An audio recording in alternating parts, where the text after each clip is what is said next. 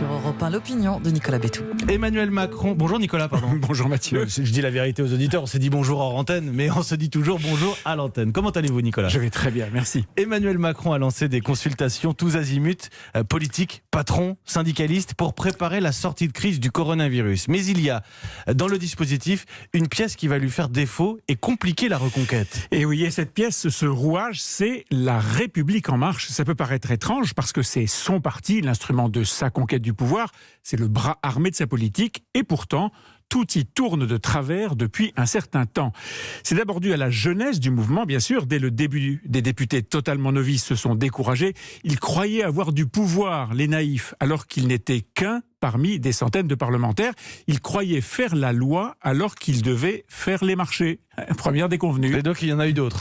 Ah oui, des lâchages par-ci, par-là. Alors, rien de préoccupant au début, surtout pour un parti qui détient la majorité absolue, jusqu'au jour où il a perdu justement cette majorité.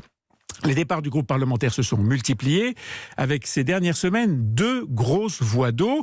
Et cette fois, le problème n'était pas la jeunesse du mouvement, mais sa genèse, le fameux et de gauche et de droite. La gauche du parti s'est très vite considérée abandonnée, décalée vis-à-vis de l'orientation jugée droitière des réformes fiscales et sociales.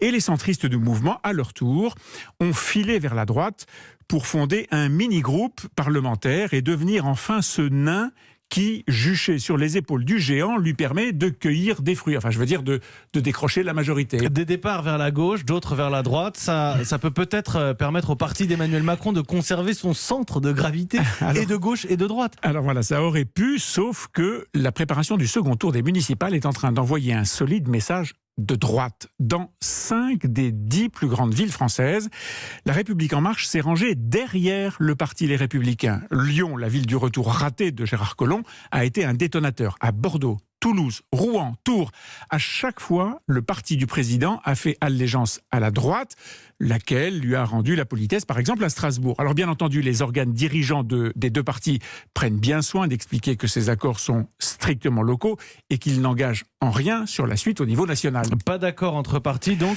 que du local. Voilà, mais c'est un peu une posture, car en réalité, ces accords sont le reflet de ce qui se passe à l'intérieur même du parti du président, et à sa tête en particulier. Les 2 dirigeants du mouvement ne se parlent plus sur fond de tensions politiques, et les petites mains de ce même mouvement remarquent que le délégué général, Stanislas Guerini, s'appuie de plus en plus autour de lui sur des personnalités venues de la droite, ex-UMP ou républicain.